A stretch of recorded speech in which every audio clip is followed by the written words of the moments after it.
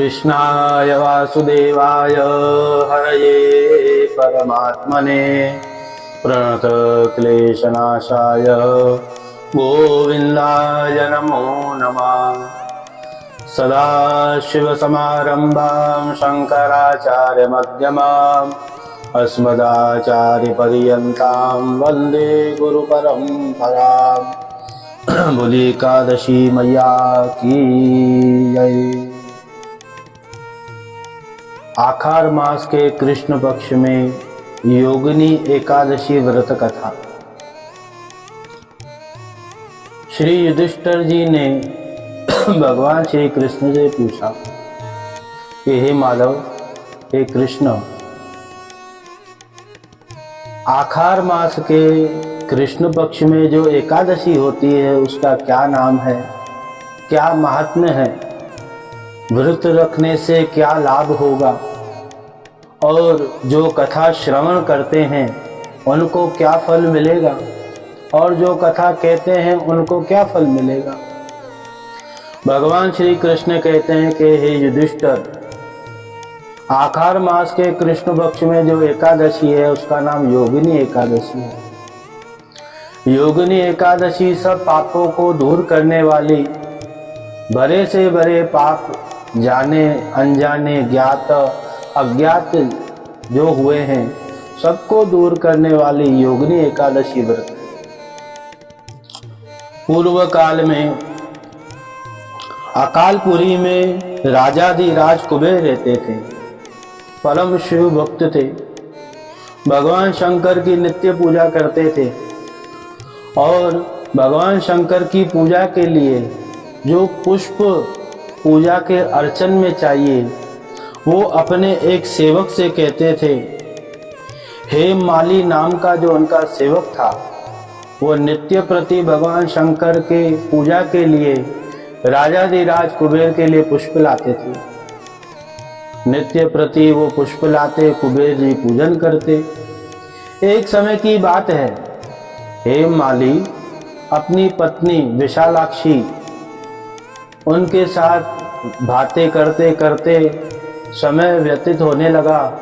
वहाँ कुबेर जी भगवान शंकर की पूजा में बैठे थे, प्रतीक्षा कर रहे थे पुष्पों के लिए, और यहाँ पर हेममाली विशालाक्षी के साथ अपना सहवास कर रहे थे। बहुत समय प्रतीक्षा की कुबेर जी ने, दोपहर तक प्रतीक्षा की और अपने सेवकों से कहा कि आप ढूंढ के आइए।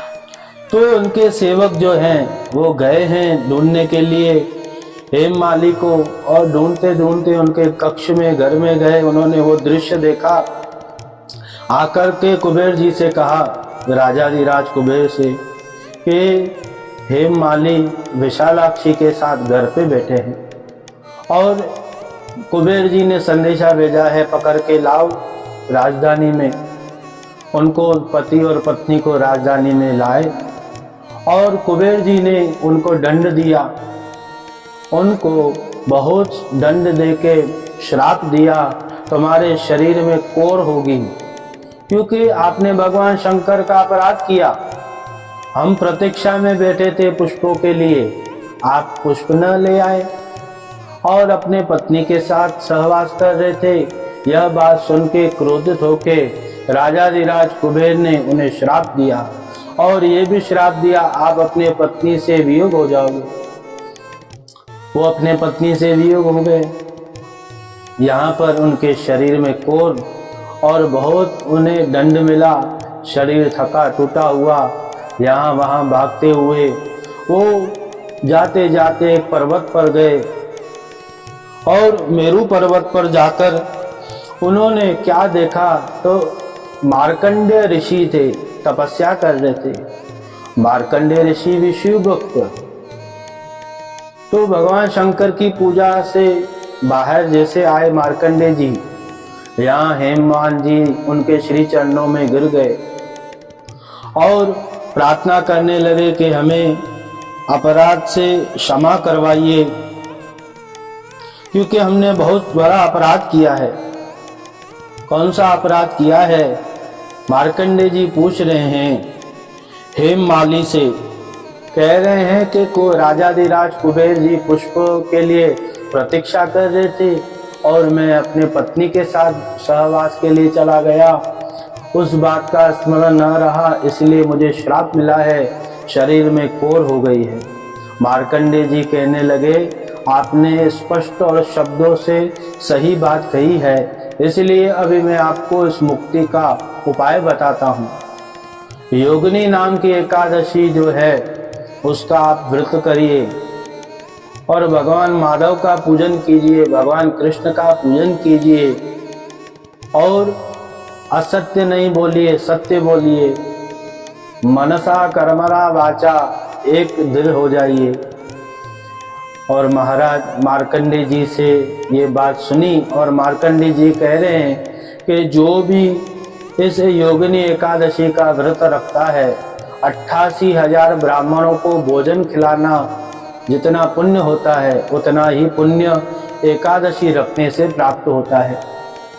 और जो कथा सुनता है और जो सुनाता है वो दोनों पापों से दूर हो जाता है। भगवान कृष्ण की कृपा उनके ऊपर बनी रहती है। एतत् कथायाम भगवान नारायण अर्पणमस्तु। बोलिए एकादशी मैया की जय। शिव भक्ति कल्पद्रुम यूट्यूब चैनल को आप लाइक शेयर सब्सक्राइब जरूर करें और बेल आइकन दबाकर आध्यात्मिक कथाओं का आनंद जरूर लें। हर हर महादेव।